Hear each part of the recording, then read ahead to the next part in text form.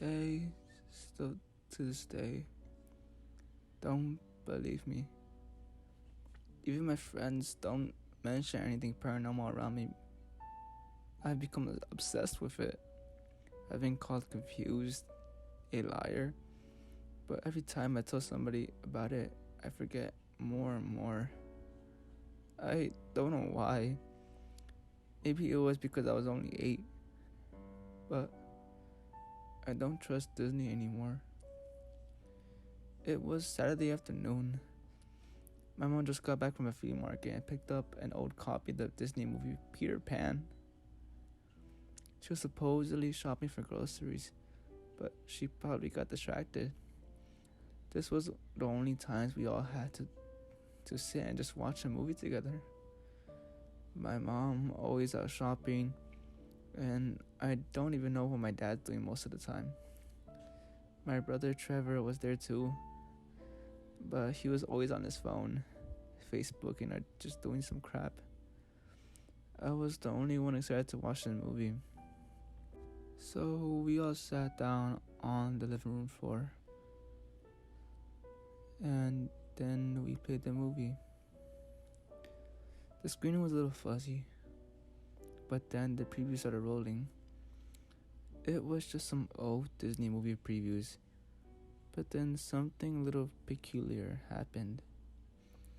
On the title screen, it had the roof of the house like in the original movie, but Wendy, John, Peter, and the dog were sleeping on the roof in the air.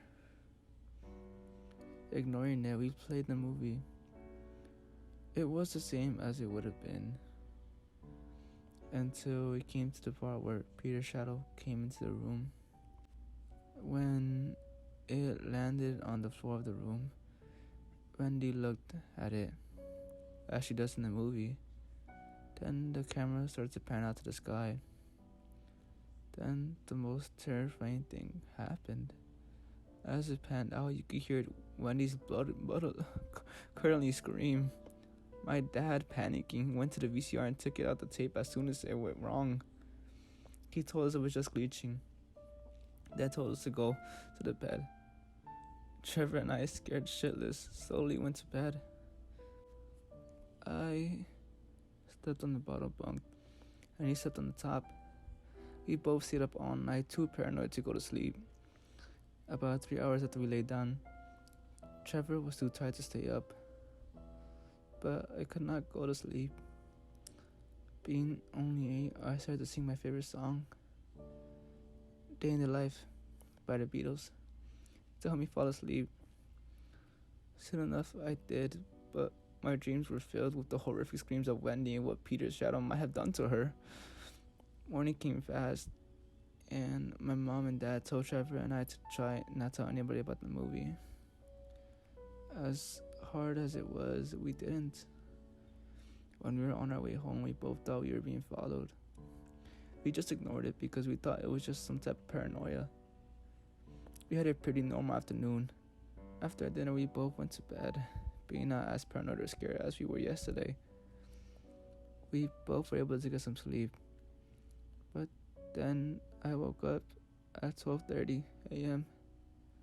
I heard something. It jiggled and it was fairly quiet. Then the lamp on my nightstand knocked over. I was too scared to do anything about it, so I slumped in my covers and closed my eyes. About 30 minutes, I looked up at the underside of the top one to see Peter's Pan shadow right there, watching me. I ran from my bed as fast as I could, then reassuring me and telling me it was just a dream. I still refused to sleep in my room. Of course, I ended up sleeping in their room for the night. Sleeping with my parents, I always had a great night's sleep. But when I woke up, the most disturbing thing ever happened to me.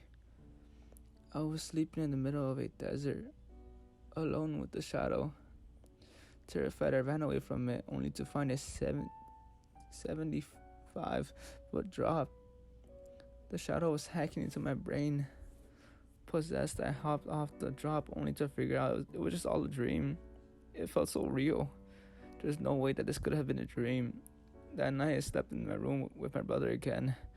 After going through some counseling the following day, I had never been so unafraid of anything my whole life. I tried waiting for the shadow to appear on the underside of the bed so I could confront it, but I got too tired and fell asleep. Waking up in the middle of the night for the same reason I did the night before. I looked to see the shadow watching me.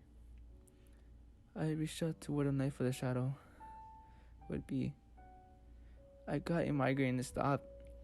I looked at the head of the shadow and stared, then becoming conscious, and I crawled into a ball under my covers. And I started singing A Day in the Life to calm me and forget everything that had to do with this nightmare. Then I noticed I wasn't the one singing it. Trevor started screaming. I ran out of my bunk and I turned on the light. Trevor crying. I looked at the underside of the top bunk to see a red piece of paper crumbled up in a ball. I opened it. 13.5/6 is what it said in curly letters. I don't know what this monster wanted, but it got it. Because Trevor was never able to speak again. Hi guys, I just wanted to say thank you guys for spending the time of your day to hear this video, and I hope you guys do enjoy it. I'm trying to do like creepypastas or like just stories that I heard as a child, and maybe I could recreate it and just I don't know, I enjoy this because I used to hear this as a creepypasta as a kid, and I want to do more of these, just to have it there so I could see maybe maybe I can improve on it later on. But yeah, I hope you guys did enjoy it, and that's all I really want to say today. If you guys did enjoy it, please like and subscribe. Well, you guys don't have to. This is your choice. I don't really care. Yeah, I'm just saying, I don't know. Like, it's just something a casual thing for YouTubers to say. So, yeah. Goodbye, guys. I'll see you soon. Bye.